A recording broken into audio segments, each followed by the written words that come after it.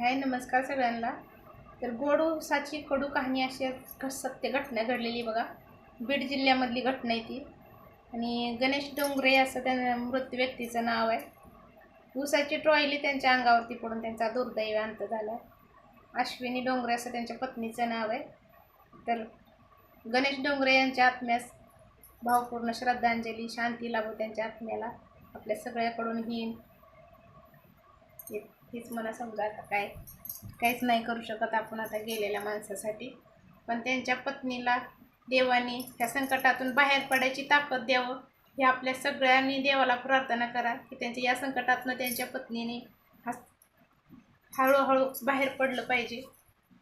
त्यांना या समोर जावं लागणार आहे, ह्याला धीर द्यावं लागणार आहे त्यांना। त्यांच्या पाठीमागं 3 मुली आहेत, त्या 3 मुलीचा सांभाळ त्यांनाच करावा लागणार आहे। म्हणजे त्यांना ह्या दुःखातून हळूहळू बाहेर पडण्याची देवाने ताकद द्यावं त्यांना। आणि किती वाईट घटना घडली ही ऐकूनच काळजाला धक्का बसायची बारी झाली। लय वाईट वाटलं, रडायला सुद्धा आलं। पण काय करायचं, नशिबात असते ते होतेच म्हणायचं काम आहे। काय वाईट केलं असेल त्या बिचाऱ्या गणेश डोंगरे यांनी, काय एवढं देवाला त्यांचं संसार बघवला नसेल, सोन्यासारखा संसार त्यांचा, त्याच्यातून एक जोडी हाणून घेऊन गेली। काय करायचं त्या बाईने आता, तुम्हीच सांगा। एकट्या बाईने जगात जगणं म्हणजे किती मुश्किल आहे। एक तर 3 मुलं घेऊन त्या बिचारीने कसं जगायचं आता। तर त्यांना ज्यांच्या हातून होईल का नाही त्यांनी थोडी थोडी जशी होईल तशी मदत करावी, माझी अशी अपेक्षा आहे बरं का। किती होईल तेवढे होऊ द्या, 1000 500 आपल्याला जसे वाटेल तसे त्यांनी मदत करावी, आपल्याला होईल तेवढे त्यांना। आता एका कुटुंबाचं घर बसण्यास मदत होईल आणि नव्यानं त्या ताईंना उभारायची ताकद यावं अशी माझ्या मनापासून इच्छा आहे बरं का।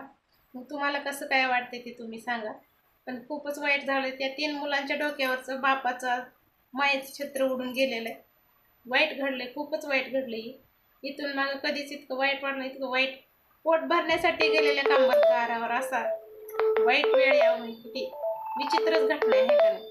देवाला पण असं कसं वाटलं की आपण असं त्याच्या आयुष्यात इतकी वाईट दिवस आज घालावे म्हणून।